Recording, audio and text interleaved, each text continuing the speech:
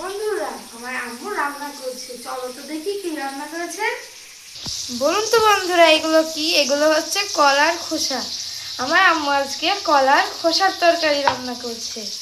এই যে দেখুন, আম্মু এগুলো রসুন, আদা, পেঁয়াজ, কাঁচা মরিচ কুচি করে। তো চলুন আমার আম্মু কিভাবে রান্না করে আপনাদেরকে আজ দেখাই। আমি সবজি পছন্দ করি না, কিন্তু আম্মুর এই তরকারিটা আমার খুবই পছন্দ। আম্মু এই কড়াইতে পানি দিয়েছে। এবার আম্মু এটাতে কলার খোসা সেদ্ধ করার জন্য এতে লবণ আর হলুদ দেবে। হলুদটাও দিয়ে দিল। এবার এতে কলার খোসাগুলো আম্মু দিয়ে দিচ্ছে। এবার ঢাকনা দিয়ে খোসাটাকে সিদ্ধ করে নিতে হবে।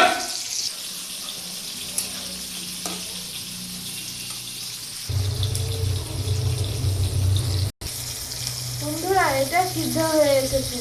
এবার এটাকে ব্লেন্ডারে ব্লেন্ড করতে হবে। কলাটাকে ব্লেন্ড করার জন্য আমরা ব্লেন্ডারে নিয়ে নিয়েছি।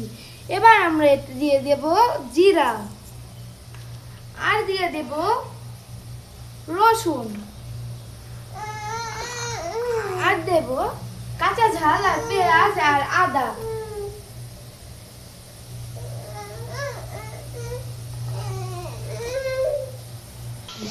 এবার এটাকে ব্লেন্ডার করে নিতে হবে। বন্ধুরা, এবার এটা ব্লেন্ড করা হয়ে গেছে। খুব সুন্দরভাবে ব্লেন্ড করা হয়েছে। ব্লেন্ড করার সময় এটা একটু আটকে আটকে যাবে, আপনারা ভালোভাবে ব্লেন্ড করে নেবেন। এবার আম্মু কড়াইতে তেল দিয়ে দিয়েছে। এবার এই তেলের মধ্যে দিয়ে দিতে হবে কাঁচা ঝাল। আমার মনে হয় কাঁচা ঝালটা দেওয়া লাগবে না, যেহেতু আমরা কাঁচা ঝালটা আগে দিয়েছি। সেক্ষেত্রে আমরা শুকনো মরিচ দেব, পেঁয়াজ কুচি দেব, এলাচ দেব, তেজপাতা আর দারুচিনি দেব।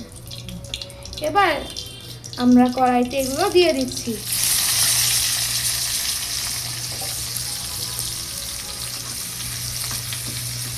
এগুলোকে হালকাভাবে একটু ভেজে নিতে হবে।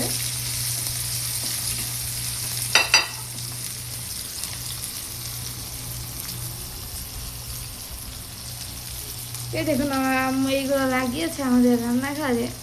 খুব সুন্দর লাগছে। দেখুন বাইরের ওয়েদারটা কি সুন্দর। কিছুক্ষণ আগে একটু বৃষ্টি হলো। কি সুন্দর ওয়েদার বাইরে।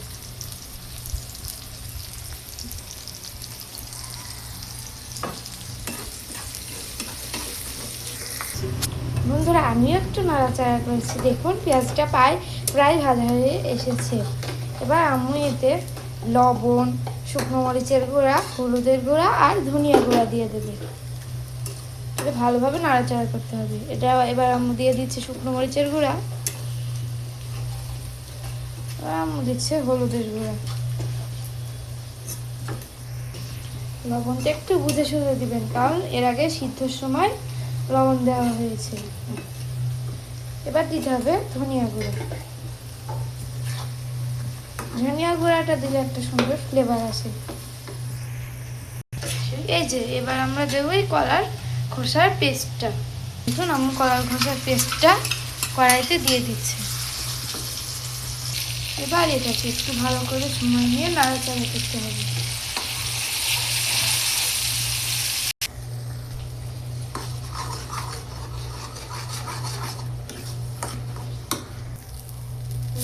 এবার কলার খোসাটা হয়ে এসেছে। এবার আমি তোমাদেরকে টেস্ট করে জানাবো কেমন হয়েছে। এবার আমি এটাকে খেয়ে আপনাদেরকে জানাবো। খুবই সুন্দর স্বাদ। এটাকে লেবু দিয়ে খেলে আরো স্বাদ লাগবে।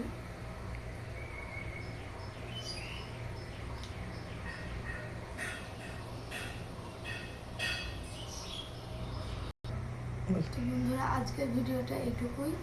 আমার ভিডিও যদি ভালো লাগে ভিডিওতে লাইক করবেন, আমার চ্যানেলটি সাবস্ক্রাইব করবেন। সবাইকে ভিডিওটি দেখার জন্য ধন্যবাদ।